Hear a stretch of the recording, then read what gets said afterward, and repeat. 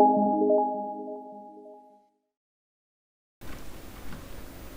दोस्तों यहाँ पे हमने सिंपल सा प्रोग्राम देखा था। अब उसका दूसरा एग्जांपल देख लेते हैं। इसमें हम क्या करेंगे, हमारे पास दो एक्सेल शीट है, शीट 1 माई डिटेल। हम शीट 1 में क्लिक बटन रखेंगे और यहाँ पे क्लिक करने से क्या होगा, जो माई डिटेल वाली शीट है उसमें उसका जो ये सेल है उसमें से वैल्यू आएगी और हम मैसेज बॉक्स में डिस्प्ले करेंगे। तो ये जो प्रोग्राम है हमने जो रेंज ऑब्जेक्ट देखा था उसी तरह से है, मगर यहाँ पे हम सेल्स ऑब्जेक्ट का यूज़ करेंगे। तो उसका हम प्रोग्राम देख लेते हैं। तो ये जो एक्सेल शीट है मैंने दो अलग अलग एक्सेल शीट बना ली है।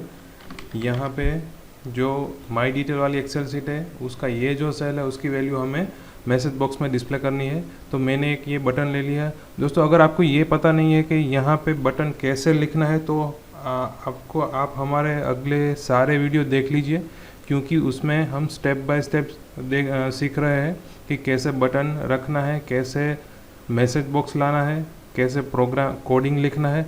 तो आगे के जो सभी वीडियो है वो ज़रूर से देखिए, ताकि ये जो हम अभी प्रोग्राम कर रहे हैं उसमें आपको दिक्कत ना हो। अगले सारे वीडियो बहुत ही छोटे छोटे हैं, 5-10 मिनट के ही है, तो आप ज़रूर से देख लीजिए ताकि VBA जो प्रोग्रामिंग है वो आपको सही तरीके से आ जाए। तो ये जो क्लिक बटन हम है उस पर हम क्लिक करेंगे तब हमें क्या चाहिए, ये जो वैल्यू है वो हमें मैसेज बॉक्स में डिस्प्ले करनी। तो इसकी क्लिक इवेंट में हम लिखते हैं। तो ये जो क्लिक बटन है, ये जो बटन है उसकी क्लिक इवेंट हम कौन सी शीट में लिख रहे हैं, ये जो शीट 1 है उसमें लिख रहे हैं। और वैल्यू हमें किस सीट से चाहिए, तो ये जो माई डिटेल वाली सीट है उसमें से चाहिए। तो हम जहाँ पे हमने बटन रखा है वो शीट 1 है, तो उसी सीट के जो कोडिंग विंडो है उसमें हमें कोड लिखना है। तो यहाँ पे मैं पहले वेरिएबल डिक्लेयर कर लेता हूँ। दोस्तों वेरिएबल किस तरह से डिक्लेयर करना है उसका भी हमने आगे वीडियो बनाया है, तो आप ज़रूर से आगे के सभी वीडियो देख लीजिए ताकि आपको कोडिंग समझने में दिक्कत ना हो।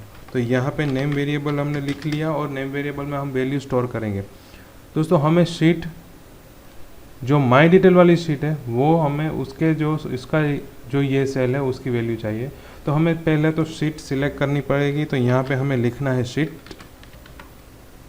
फिर ब्रैकेट में हमें लिखना है शीट का नेम, कौन सी शीट है उसका नेम लिखना है। तो ये जो यहाँ पे लिखा होता है उसका नेम होता है। तो हमें लिखना है माई डिटेल, जो यहाँ पे सीट का नेम है वो माई डिटेल है। तो मैं यहाँ पे लिख लूँगा माई डिटेल, फिर ब्रैकेट ओवर।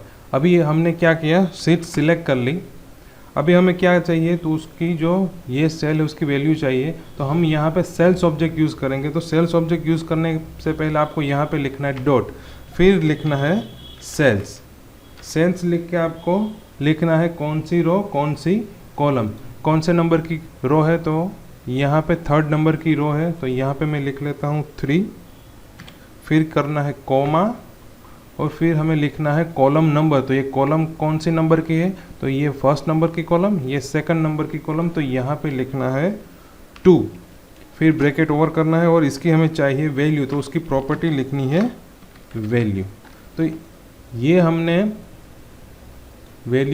हमने माई डिटेल का ये जो सेल है उसकी वैल्यू हमने लिख ली और इसमें स्टोर हो जाएगी। अब मैसेज बॉक्स में हम नेम वेरिएबल में जो भी कुछ स्टोर हुआ होगा वो डिस्प्ले कर लेते हैं। तो यहाँ पे हमने मैसेज बॉक्स लिख लिया। अब शीट 1 में जाके डिज़ाइन मोड डिसेबल करके, मतलब ऑफ करके, क्लिक बटन पे जब हम क्लिक करेंगे तो ये वैल्यू डिस्प्ले होगी। ये वैल्यू कहाँ से आ रही है, यहाँ से आ रही है। तो यहाँ पे मैं चेंज कर लेता हूँ,